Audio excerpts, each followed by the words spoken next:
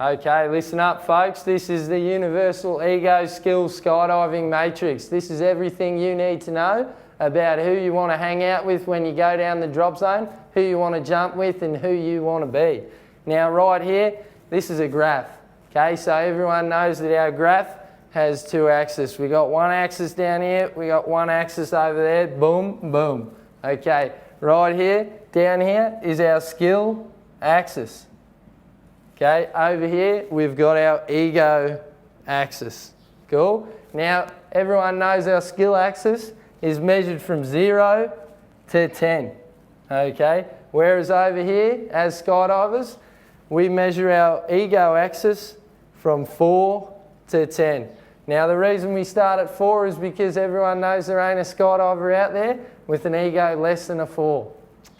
No good. Alright. Now as we go across here, we've got our ego skill line. Okay, it's important to keep referencing back to this line. You don't want to be above that line at any time. Right, now I'm going to start off with our first section. It starts with everyone that is below a 5 skill. We draw a line up there. This is your no-go zone. No-go zone. These are the people, we don't jump with them, we don't fly with them, we don't take any coaching tips from people in this zone. We stay away from these people. It's just it, life is better that way. This is the no-go zone.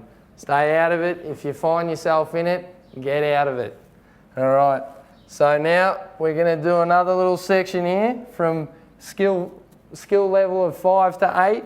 And all the way up to that ego skill line, we've got our fun jump zone or fun zone. Cool? This is the time we're jumping around, we're having fun with our friends. We've got above a 5 skill level. People can bear to jump with us. It's good times in this zone, but bear in mind this is not a static zone. We're trying to get out of this zone, so keep pushing hard, don't stay in it, don't get lazy. That's the fun jump zone. All right. So we're going to move on up here. Remember we've got our ego skill line. We're going to go above this line. This is your danger zone. Unfortunately, we don't want to end up in this zone and we don't want to hang around with people in this zone. These are your ground generals, your tunnel rats, the ones that don't skydive. These are your redheads and anyone with the name Robbie. This is where your shit gets taken off you for the day. They ground you and the fun stops. These are the people you don't want to hang out with, and these are definitely the place you don't want to end up.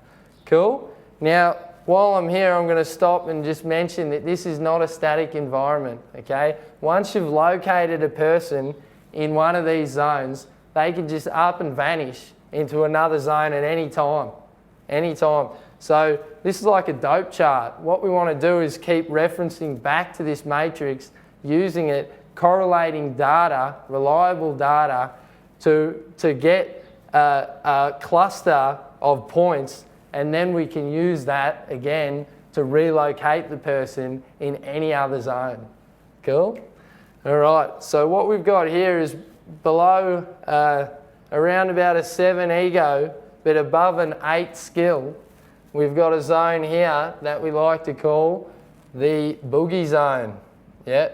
This is where we've moved up in the world. We're starting to get our skills. We've moved on to go on to boogies. These people you want to hang out with. You have some, parties after the drop zone. You don't mind being around these people. Their ego's not too bad. They're good to jump with. They're good to hang out with. And it's a good place to be, the boogie zone. So once you get there, you're reasonably happy, but you're always wanting to push on.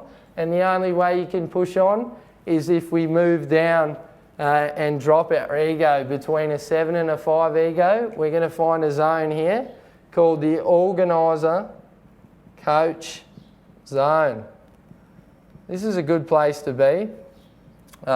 This is where we want everyone aspires to get to, and these are the guys you want to hang out with.